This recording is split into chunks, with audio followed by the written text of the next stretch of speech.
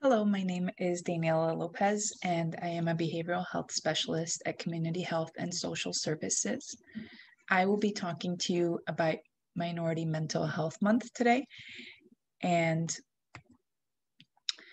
basically, what we're going to be discussing is the definition of mental health, how common mental health problems are within our community, which is the prevalence, the current mental health services available at CHAS and additional resources we have, as well as some self-management tools to help with your mental health and well-being. So, what is mental health? Our mental health includes our emotional, psychological, and social well-being. So when we refer to our emotional state, we're talking about how we feel. When we talk about psychological, it's about how we think. And when we're talking about our social well-being, we're talking about how we interact with others. So mental health helps determine how we handle stress, relate to others, and make choices.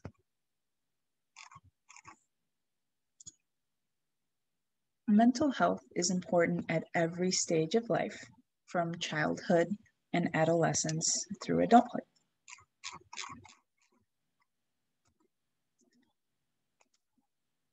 Positive mental health allows people to realize their full potential, cope with stressors of life, work productively, and make meaningful contributions to their community. And mental health problems are also common, and help is available. People with mental health problems can get better, and many recover completely.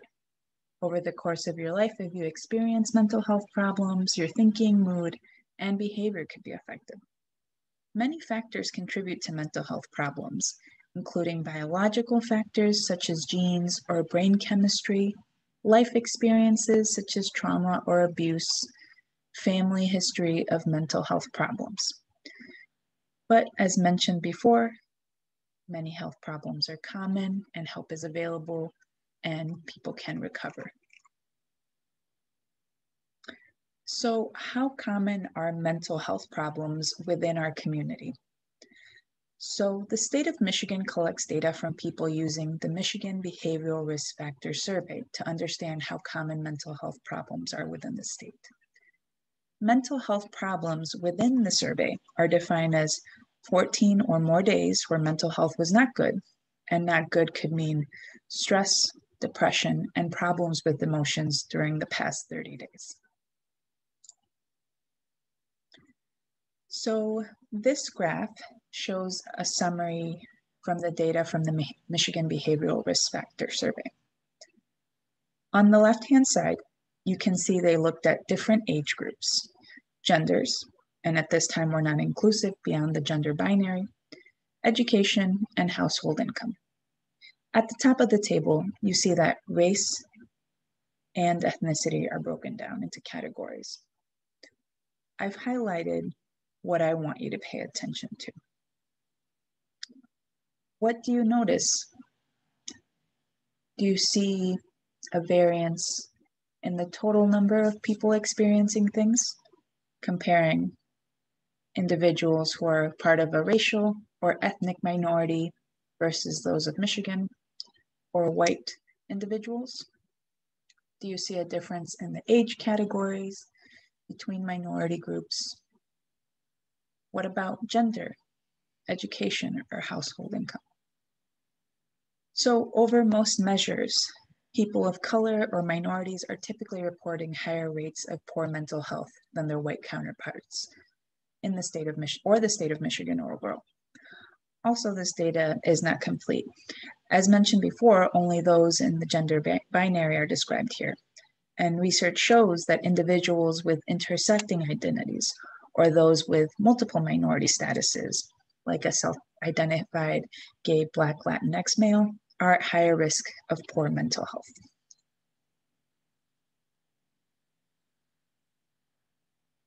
Finally, and most importantly, these statistics were taken before the COVID-19 pandemic, which, as we know, has had devastating effects on both our physical and mental health.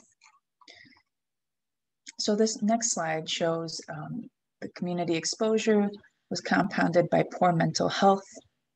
And the following slides shows information that's been gathered about COVID-19 and mental health. And this report that was developed, known as the COVID mental health crisis in America's most vulnerable communities, highlights cities and geographical areas that had a high prevalence of poor mental health before the pandemic, according to CDC data, and therefore are more likely to be negatively affected by the stresses of COVID-19. So you have all this information that I've given you, and what does it all mean? Well, mental health problems are common within minority populations, and nothing to be ashamed of because they can happen to anyone at any stage of their life. And these types of problems have even been more highlighted due to the pandemic. So now you know the statistics and you know additional information about COVID-19 and how it's impacted us. And you might be asking yourself, how do I get help for myself or for someone I know, like a friend or family member? So the first step to seeking help is recognizing the signs that you or someone might need help.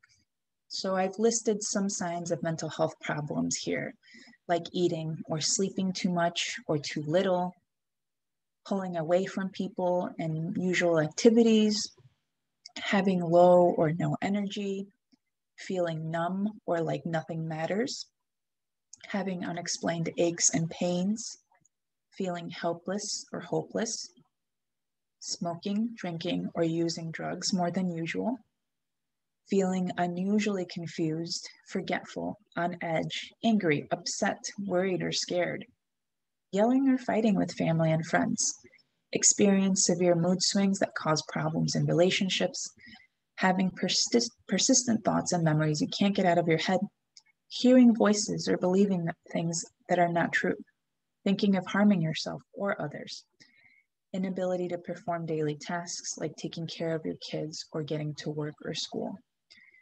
And sometimes these things may happen to us once in a while, but when they start happening to us more often, or if more of these things together start happening to us or others, then we should start thinking about getting help for ourselves or for someone that we care about.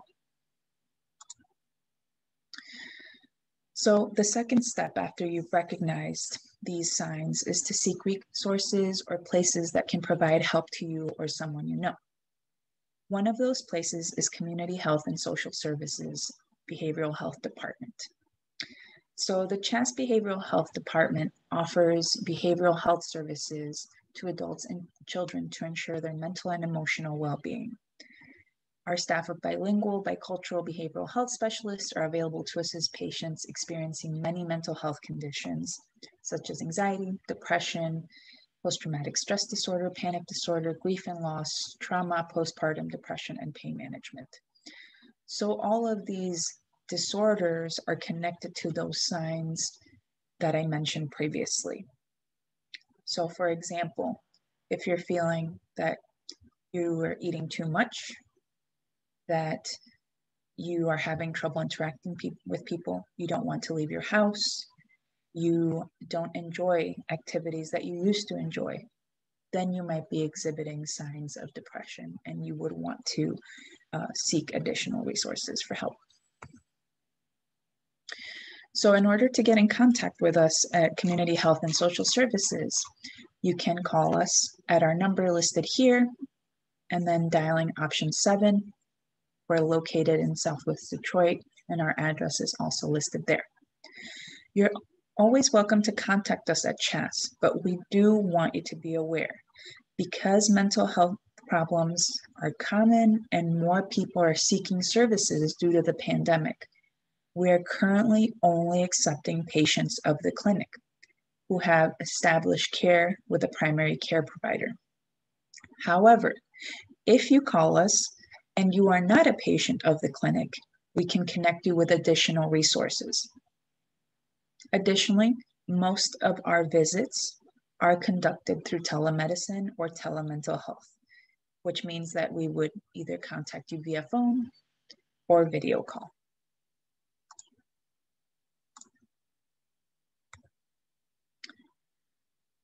I also wanted to make sure I highlighted that if you are ever in a crisis or emergency, so as I mentioned previously, one of the signs of needing mental health resources was thinking that you might hurt yourself or that you might hurt someone else, or you know someone that might be thinking those things. In that situation, if someone is having an emotional or psychological crisis or emergency, and you cannot wait for services at CHAS or somewhere else, we urge you to contact your nearest health department 911 or the following numbers: Griffin Place and Center for Psychological Health. They can also provide guidance, but of course, 911 is always available to you.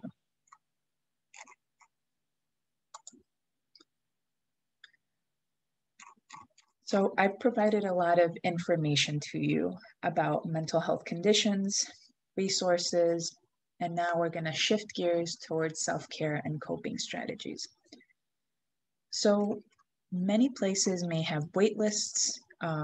Maybe the mental health problems that you may be experiencing can wait a little bit, and you don't need emergency services right away.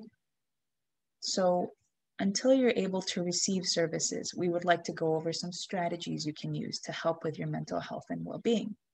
Even if you aren't having any type of mental health problems right now, these are always good strategies to have to maintain good balance. Some of these strategies may seem like common sense, but when we don't engage in them, it can affect us both on a physical, mental, and emotional level more than we'd like to believe. So it's good to use different tools to plan using these. So some examples are sleeping well. So try to stick to a schedule by trying to go to sleep and wake up around the same time each day. A strategy that you could use is to use a sleep diary to track how your sleeping patterns are. Another strategy is to get active. So building up gradually to exercise 30 minutes at least 3 times a week. And you can use a physical activity log to track your progress. And we also encourage you to consult with a primary care provider before beginning an exercise plan.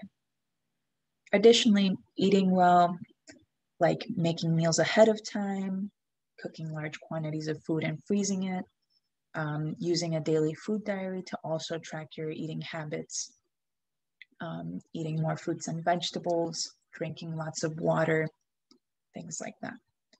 Also avoiding drugs and alcohol. Sometimes people turn to drugs or alcohol to relieve or manage feelings, and using substances can actually worsen symptoms. So you can track your use and see if you can make changes in any way. Maybe it doesn't mean completely cutting out any type of substance, but reducing the use of it. Additionally, reducing and managing stress. So how do we do that? We can keep track of when we're feeling stress by writing down a journal to better understand your sources of stress. You can speak with trusted friends or family to vent about stressful events or feelings that you may be having, or create a list to recharge and unwind. So some things you may enjoy doing are taking a bath, reading a book, watching TV, going for a walk, things like that. And we encourage you to do that activity at least once a day. And this is just one list of how you can help improve your mental health. And there's other evidence-based ways that you can do that. And for additional resources and more information, I recommend visiting the Depression Center Toolkit, which is where I gathered some of these resources. And this is a free website through the University of Michigan, and it's tailored for those struggling with mental health issues. And although it is named after a diagnosis of depression, it has coping skills and strategies that can be applied for a multitude of health issues.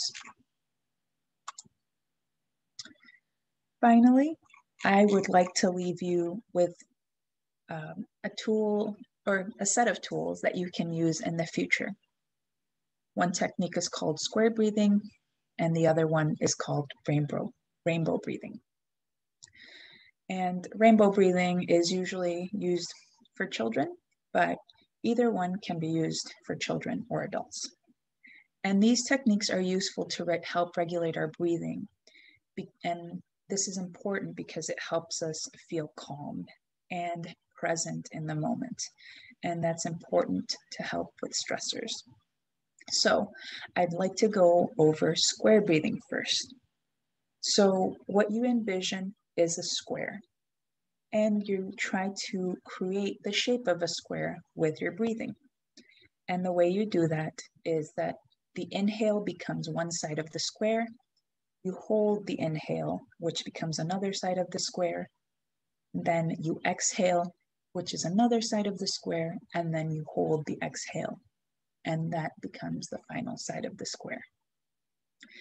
You do this on each side for 4 counts, and you can do this as many minutes as you'd like. Usually we recommend doing this 10 minutes, but if you're stretched for time, you can do it 2 to 5 minutes. So I will demonstrate it. So you inhale for 4 counts. Hold your breath for 4 counts. Exhale for 4 counts.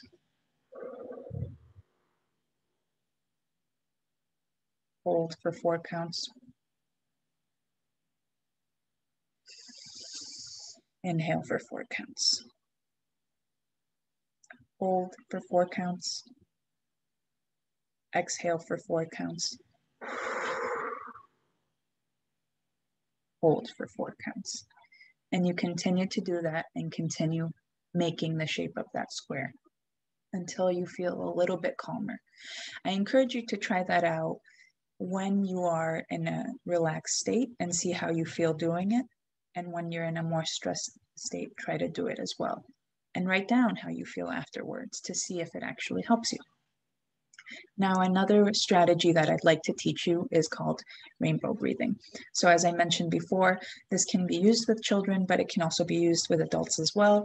And it's very similar to square breathing in that we're trying to control our breath in the inhale and the exhale. The difference is that you're trying to pretend you're outlining the rainbow, and you're trying to outline the different colors of a rainbow. And one way an elementary school teacher told me how to remember the different colors of the rainbow was through the acronym ROY-G-BIP. And that stands for red, orange, yellow, green, blue, indigo, violet. And you do this breathing 7 times, as those are the 7 colors. And what you do is you inhale for the first color, hold at the top of the rainbow, and then exhale going down the rainbow. So as you go up with red, inhale, hold the breath, and then go down, exhale. Inhale orange, hold the breath, exhale out the orange. Inhale yellow, hold the breath, exhale yellow.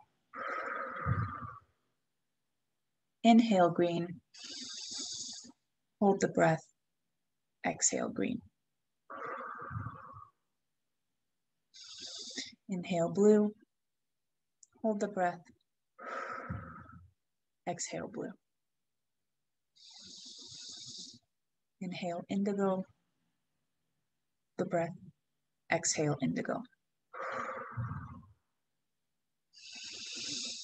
Inhale violet, hold violet, exhale violet. And with that one, you can do as many counts as feel comfortable, because again, you want to practice that with children, and maybe holding for 4 counts will not feel as natural, so you hold for 2. The point is that you are again trying to regulate your breathing, and this will help calm you down. And that is all I have for you today. Thank you again for letting me be part of this Facebook event. My name is Daniela Lopez. I am a social worker and behavioral health specialist within Community Health and Social Services, and there is the number for you to contact us. Thank you so much, and I hope you have a good day.